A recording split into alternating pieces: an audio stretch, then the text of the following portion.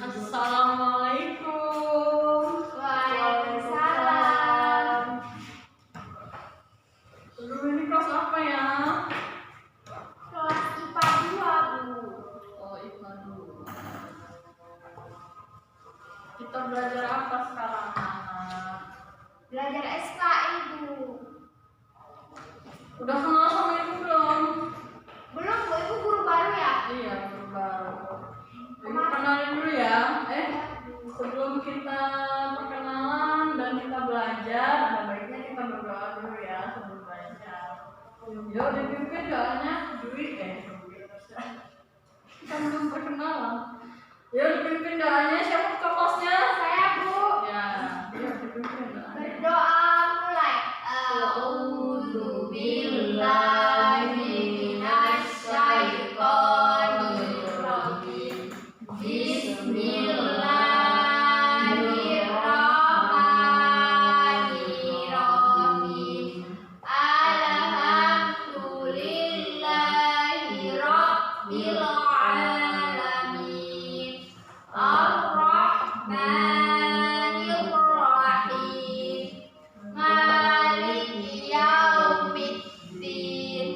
Iyyaka na'budu wa iyyaka nasta'in.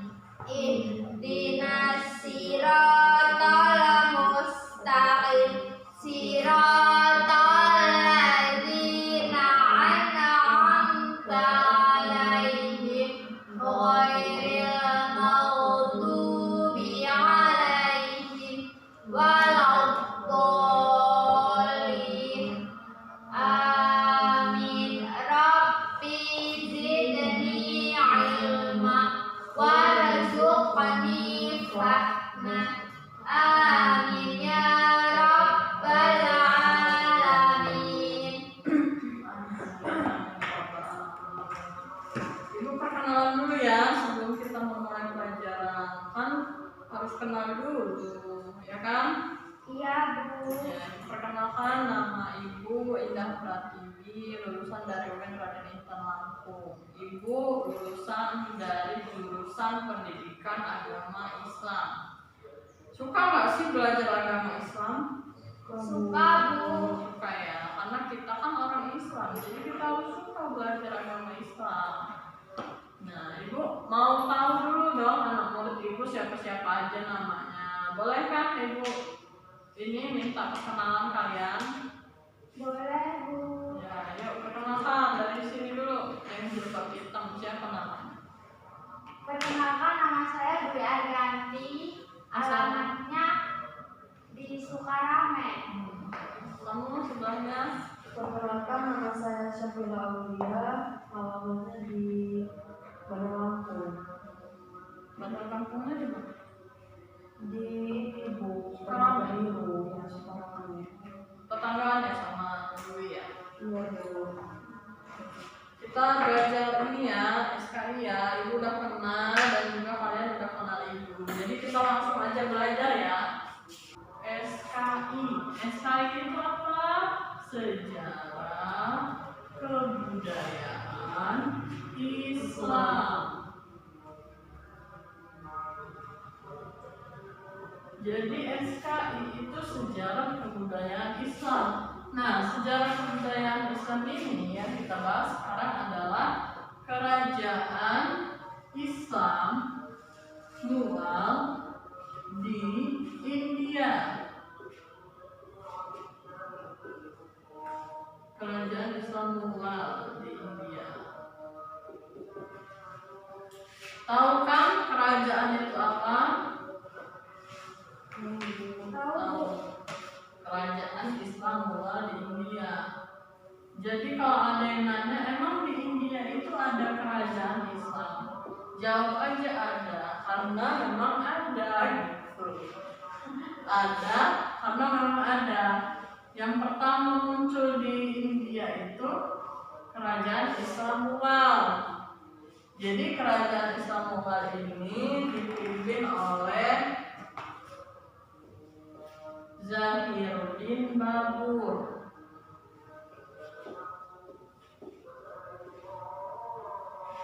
Zahiruddin Babur ini yang mendirikan kerajaan Islam Mughal di India. Jadi Zainuddin Babur ini biasa dikenal dengan sebutan Babur ya. Nah, beliau ini diturunkan kerajaan, sebenarnya yang mendirikan ini adalah kakeknya. Jadi Zainuddin Babur ini memimpin setelah ayahnya. Jadi kerajaan ini turun-temurun ya, dari kakek, ayah, anak, cucu, dan cicit. Jadi nama ayah dari Zahiruddin Babur ini Umar Mirza. Ayah dari Umar Mirza ini adalah Timur Leng.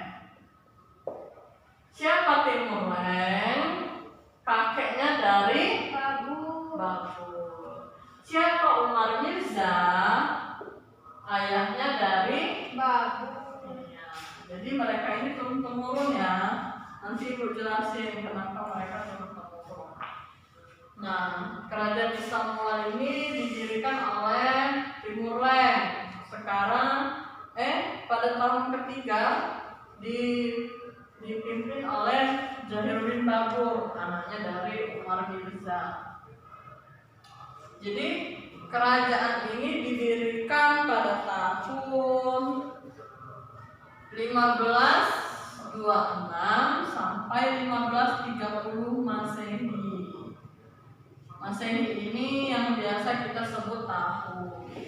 Biasanya kamu lahir kan tahun 2000. Kalau ini 1526 sampai 1530 Masehi. Jadi biasa juga disebut tahun Masehi itu. Jadi Ibu jelasin dulu ya sejarahnya. Ini kerajaan Islam pertama di India. Mughal ini kerajaan Islam pertama di India. Kalian pernah kan belajar kerajaan itu?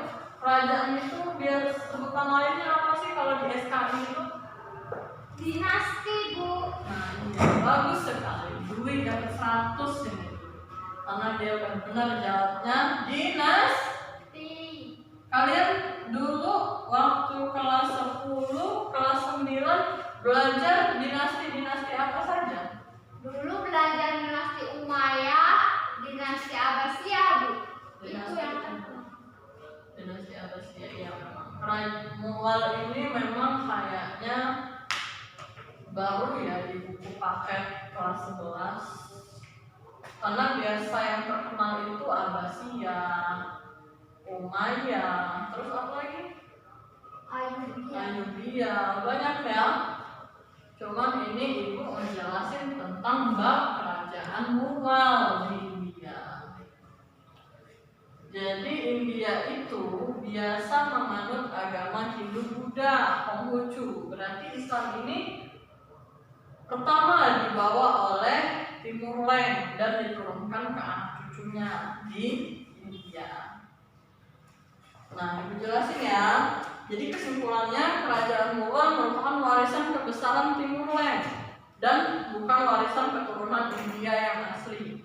Meskipun demikian, dinasti Mughal telah memberi warna tersendiri bagi peradaban orang-orang India. Dwi jangan main HP dong. Lagi belajar ini. Meskipun demikian, Ibu lanjutin ya.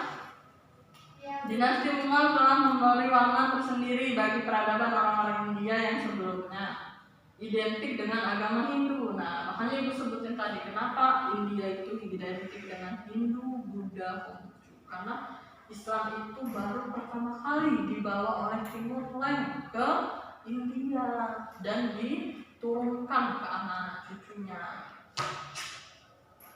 Jadi kekeluargaan Timur Leng ini bukanlah orang India asli ya. Walaupun mereka membawa kerajaan Mughal ke India, tapi mereka ini bukan orang India asli. Karena keluarga mereka itu berasal dari Turki. Akan tetapi cukup aneh, dinasti yang didirikannya dikenal sebagai dinasti Mughal. Sebenarnya Mughal menjadi sebutan umum bagi para petualang yang suka perang dari Persia di Asia Tengah. Dan meskipun Timur Leng dan semua pengikutnya menyumpahi nama itu sebagai nama musuhnya, nama paling sengit, nasib mereka lah yang dicap dengan nama itu dan sekarang tampaknya terlambat untuk memperbaiki kesalahan itu. Jadi ada beberapa faktor berdirinya kerajaan Mughal. Yang pertama yaitu ambisi dan karakter Babur sebagai pewaris keperkasaan ras Mongolia. Jadi Babur ini adalah pewaris kerajaan Mughal India yang diwariskan oleh Timur Leng, yaitu kakeknya. Nah, perlu kalian ketahui Babur ini sudah mewarisi dinasti kakeknya itu dari umur 11 tahun. Patut contoh sebenarnya Babur ini, karena dia udah 11 tahun aja dia udah mewarisi dinasti kakeknya ya, dinasti yang dibangun oleh kakeknya. Nah, yang kedua, sebagai jawaban atas krisis yang tengah melanda India. Jadi India ini lagi dilanda krisis, makanya Babur ini mengusahakan bagaimana memajukan Islam di India. Bukan memajukan Islamnya saja, tapi memajukan Indianya juga. Jadi udah jelas ya? Jelas. Sejarah berdirinya kerajaan Islam Mughal. Siapa yang memimpin ketiga dari kerajaan Islam Mughal India? Siapa? Yang memimpin ketiga kerajaan, anaknya dari cucunya dari Babur. Jadi Babur ini cucunya Timur Leng yang mendirikan Islam Mughal India. Jelas ya? Jelas. Nah, terus ibu ngejelasin strategi lanjutin ya. Yang kedua itu strategi kebijakan dan pemerintahan kerajaan Mughal di India. Jadi ibu tadi udah jelasin di mana di sejarahnya tadi, mengapa sih Timur Leng itu kok nurunin ke anak-anaknya, kenapa nggak ke orang lain aja gitu. Sedangkan orang lain pun bisa gitu nerusin sejarahan kerajaan Mughal di India.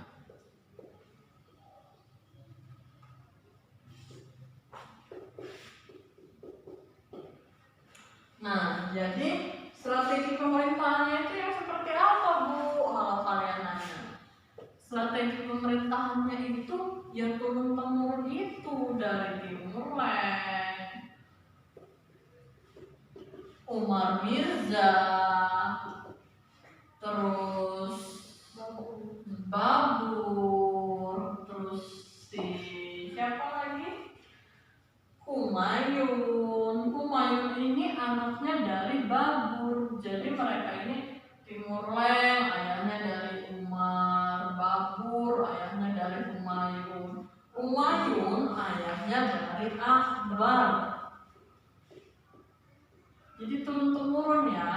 Kalau ditanya, kamu tahu nggak kenapa sih Mughal itu kok turun-temurun? Ya memang siapa lagi yang akan meneruskan kerajaan Islam Mughal selain mereka, karena mereka lah yang mendirikan Islam pertama di India gitu. Jadi ibu jelasin ya, Zainuddin Babur ini adalah raja pertama sekaligus pendiri kerajaan Mughal. Masa kepemimpinannya digunakan untuk membangun fondasi pemerintahan. Jadi Babur inilah yang membangun pemerintahan pada awal pemerintahan di India. Di awal-awal pemerintahannya dia membangun pemerintahan seperti kalau di Indonesia itu DPR, presiden, itu dia yang membangun kerajaan Mughal itu. Pemerintahannya itu seperti apa, dia yang membangun. Jadi orang-orang Hindu segera menyusun kekuatan gabungan. Nah, orang Hindu ini musuh dengan Babur. Hindu, Buddha, Konghucu itu adalah musuh Babur.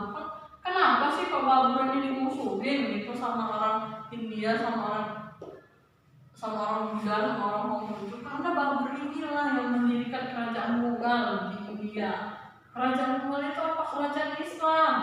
Yang tadi dijelasin Allah. Jadi muter-muter ya ini ya.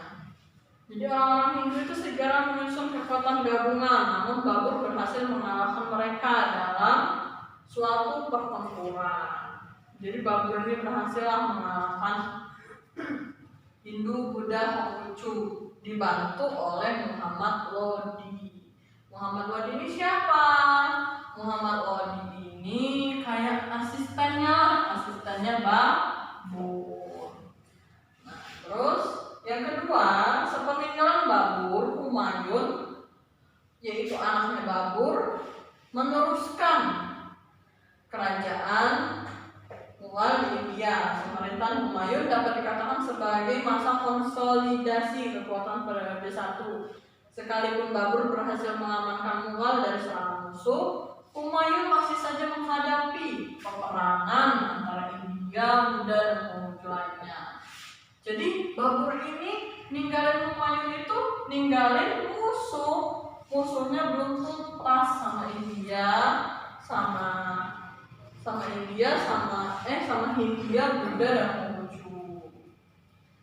Ia berhasil mengalahkan pemberontakan penguasa Gujarat yang bermaksud melepaskan diri dari Delhi. Delhi itu apa sih? Delhi itu ibu kotanya dari India. Kalau kita di Indonesia ini ibu kotanya itu Jakarta. Kalau di India itu ibu kotanya Delhi. Nah, terus pada tahun 1450 Humayun mengalami kekalahan dalam peperangan yang dilancarkan oleh Sher Khan dari Afghanistan. Ia melarikan diri ke Persia. Di pengasingan ia kembali menyusun kekuatan. Pada saat itu Persia dipimpin oleh penguasa Safavidiyah yang bernama Tasmak. Selama 15 tahun menyusun kekuatannya dalam persaingan di Persia. Humayun berhasil menegakkan kembali kekuatan Mughal di Delhi pada tahun 1555 Masehi. Ia mengalahkan kekuatan Khansas setahun kemudian, yakni pada tahun 1556 Masehi. Pada tahun 1556 Masehi, Humayun meninggal dan digantikan oleh Akbar. Akbar ini siapa? Anaknya Humayun. Nah, Akbar inilah yang menjadi raja paling kontroversial. Kontroversial itu dia ini suka kayak apa ya? Kayak lebih kontroversi lah antara Babur, Humayun dan lainnya. Itu yang paling kontroversial itu adalah Akbar. Karena ia sebagai orang yang membangkitkan kerajaan Mughal di India. Jadi Akbar ini berperan penting lah dalam kerajaan India itu. Nah, nanti Ibu jelasin kenapa Akbar berperan penting di kerajaan India, di kerajaan Mughal. Selanjutnya dari Akbar ke Jahangir.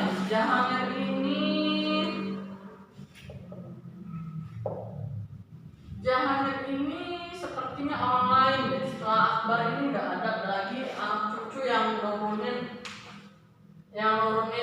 kerajaan Mughal. Kalau enggak ke orang lain, berarti Jahangir ini adalah orang lain, tapi ia dipercaya oleh Akbar untuk meneruskan kerajaan Mughal yang didirikan oleh Timurlen, kakeknya. Jadi Jahangir ini orang lain, tetapi ia dipercaya oleh Akbar untuk memimpin kerajaan Mughal di India. Nah, selanjutnya yaitu Syekh Jihan. Syekh Jihan ini orang lain juga, tampil menggantikan Jahangir. Jadi dia orang lain yang menggantikan Jahangir. Ya selanjutnya seperti itu. Jadi Jahangir, kesan Jihan. Selanjutnya siapa lagi yang dipercaya Syekh Jihan? Diturunkan lagi ke orang lain. Sampai pada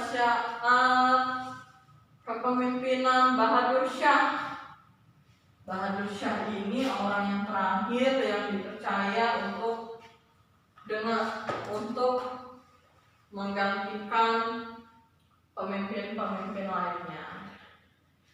Jadi dari Bahadur Shah ini berakhirlah kerajaan Islam Mughal di India. Nah, selanjutnya ibu mau menjelaskan jadi kemajuan dan kemunduran. Jadi apa sih kemajuan yang dihasilkan oleh Islam Mughal di India itu? Kemajuannya itu dari bidang politik dan pemerintahan. Selanjutnya bidang apa? Bidang agama. Selanjutnya lagi bidang apa? Bidang seni dan budaya. Selanjutnya lagi bidang apa? Selanjutnya bidang ekonomi. Jadi semua bidang yang dijelaskan di materi kalian ini berperan penting dalam kemajuan kerajaan Islam di Mughal di India. Jadi bidang politik ini apa sih gitu? Bidang politik ini pemerintahan yang tadi dijelasin yang dipimpin oleh Babur.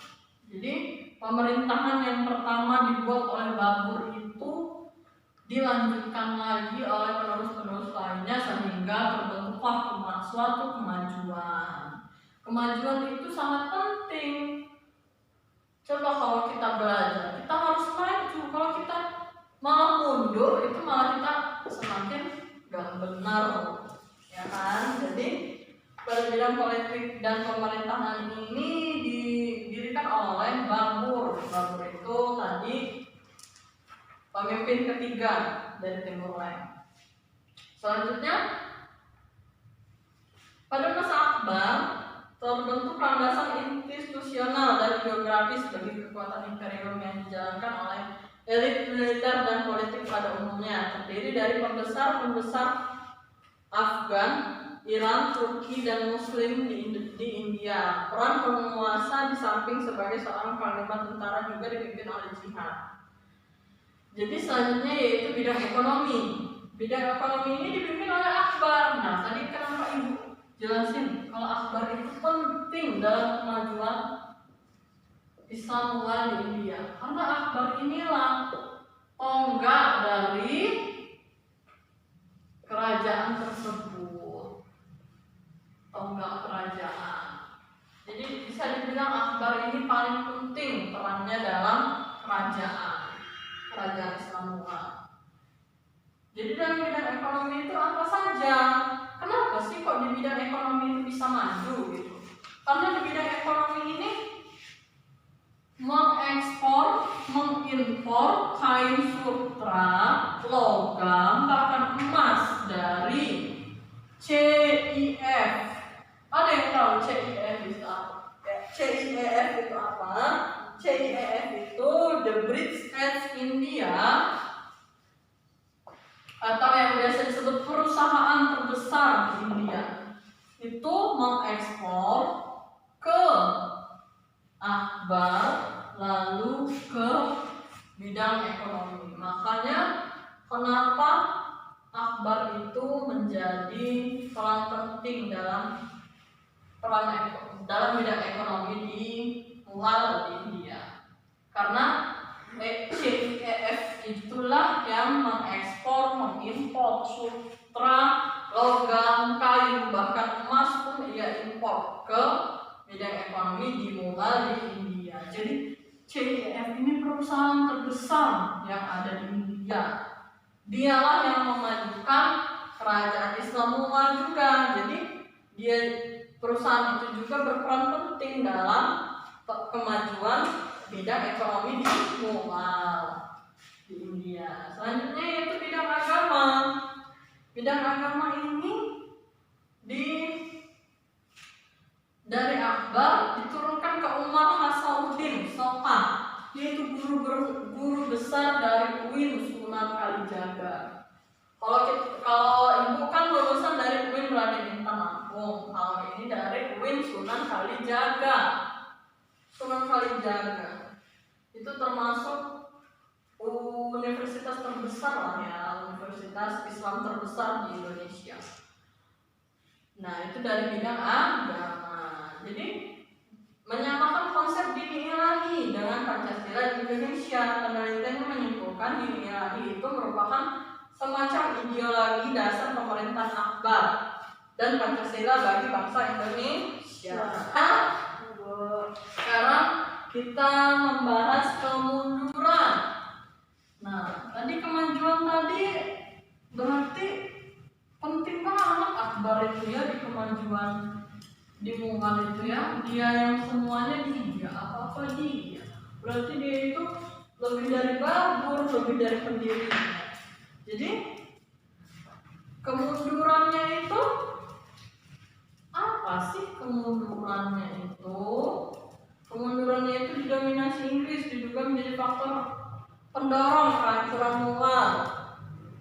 Jadi ibu ceritain ya, raja-raja pengganti Aurangzeb merupakan penguasa yang lemah sehingga tidak mampu mengatasi kemerosotan politik dalam negeri. Tanda-tanda kemunduran sudah terlihat dengan indikator sebagai berikut.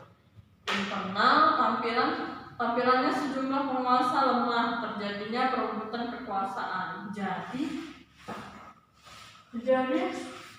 kemundurannya ini disebabkan oleh terjadinya perebutan kekuasaan. Nah, berarti belum selesai tadi si Akbar itu ngelawan Hindu dan Konghucu tadi ya. Berarti masih ada kemundurannya. Berarti yang memundurkan Islam Mughal ini adalah terjadinya perebutan kekuasaan dan lemahnya kontrol pemerintahan pusat. Terjadinya pemberontakan di mana-mana, seperti pemberontakan kaum Sikh di utara, gerakan separatis Hindu di India Tengah, kaum Muslimin sendiri di timur, dan yang terberat adalah invasi Inggris melalui H itu yang tadi perusahaan besar yang mengekspor ke bidang ekonomi di Mughal. Pada waktu itu H mengalami kerugian untuk menutupi kerugian dan sekaligus memenuhi kebutuhan istana. H mengadakan pemungutan yang tertinggi terhadap rakyat secara ketat dan cenderung kasar karena rakyat merasa ditekan, maka mereka baik yang beragama Hindu maupun Islam bangkit mengadakan pemberontakan. Jadi faktor penyebab dari kemundurannya itu ialah terjadinya stagnasi dalam pembinaan kekuatan militer sehingga operasi militer di Inggris di wilayah-wilayah pantai tidak dapat segera dipantau oleh kekuatan maritim Mughal. Kemerosotan moral dan hidup mewah di kalangan elit politik. Jadi kemundurannya itu kemerosotan moral dan hidup mewah. Jadi mereka ini minim moral serta gaya hidup yang berlebih-lebihan kalau kita sekarang itu. Makanya mereka mengalami kemerosotan di bidang ekonomi dan juga H mengalami kerugian tadi. H mengalami kerugian padahal H itulah yang berperan penting dalam mengekspor di Mughal di India.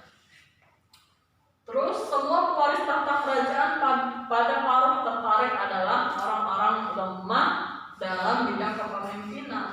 Oh, jadi pemimpin-pemimpin selanjutnya itu lemah dalam memimpin. Makanya kerajaan Islam Mughal di India ini mengalami kemunduran. Banyak sekali ya faktor-faktor yang memundurkan kerajaan Islam Mughal di India.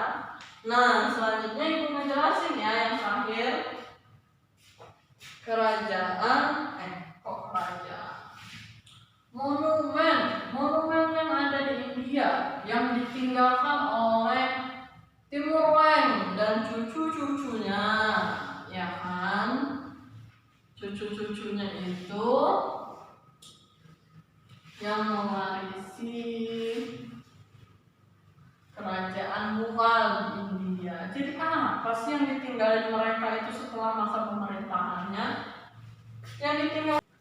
Jadi yang terakhir itu setelah sejarah, kemajuan, kemunduran, pemerintahan.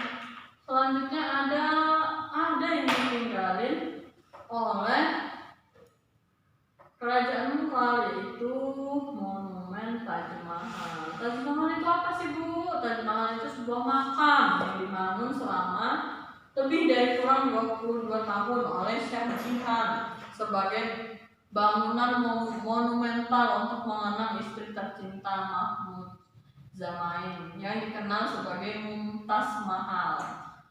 Sesuai dengan maksud dibangunkannya, yaitu disebut Taj Mahal, letaknya di Agra, India, kawasan Uttar Pradesh, persis di tepian sungai Yamuna.